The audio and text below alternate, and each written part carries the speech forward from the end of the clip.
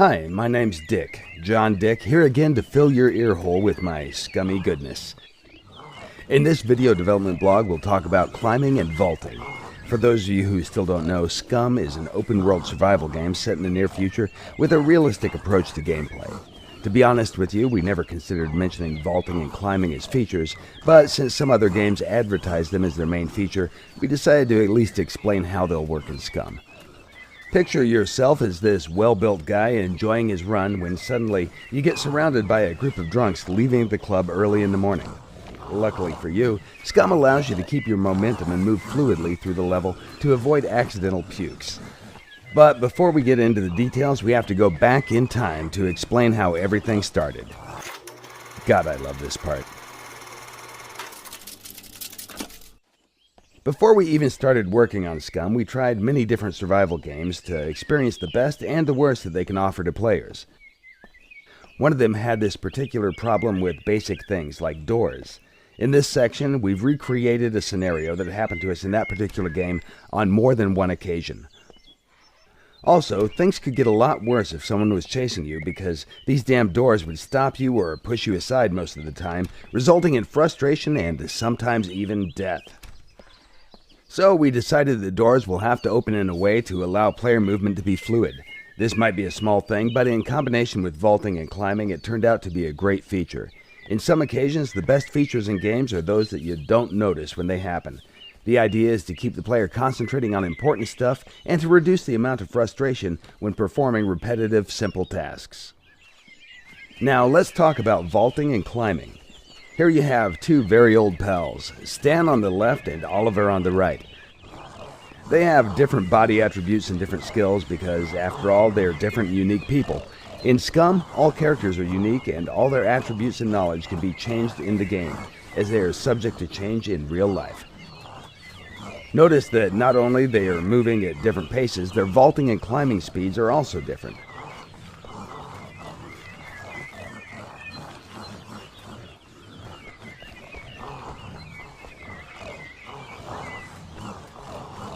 Stan has much better constitution, and his high dexterity makes him much faster than Oliver.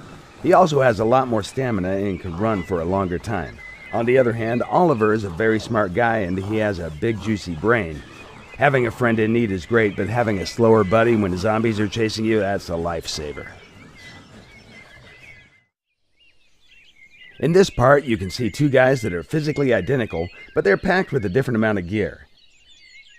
The guy on the left has around 13 kilos of gear distributed over his body, while the guy on the right has been collecting some precious items and has more than 60 kilograms in his inventory. The sheer amount of gear has stopped him from running. He's forced to jog all the time. In life-threatening situations, speed can be essential for survival. It's advisable that you drop all excessive gear if you need to escape quickly. Things that you leave behind might be enough to attract pursuers and stop them from chasing you further. Also, keep in mind that climbing and vaulting with that amount of weight will drain your stamina faster, making you weaker and slower with each step.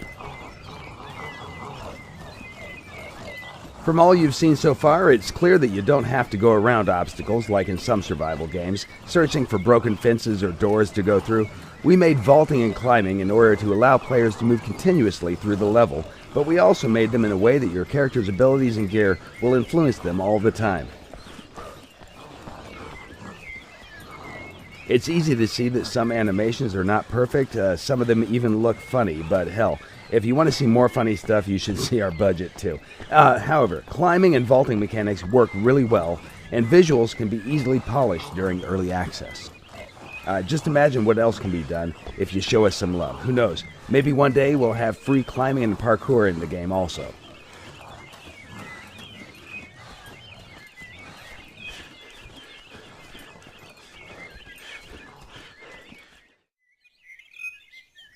More or less, that was everything we wanted to show you about vaulting and climbing.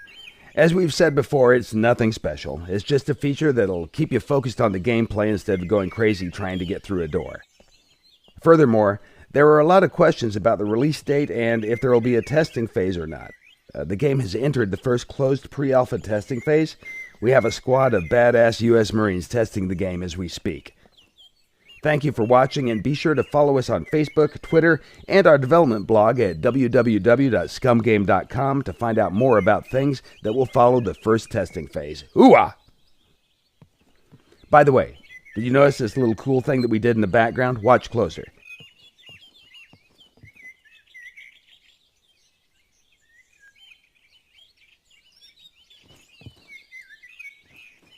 When the player is in third-person perspective and is standing behind an obstacle that obstructs his character's vision, all the things in the background are blurred out. We use depth of field to reduce the advantage of third-person perspective over first-person perspective.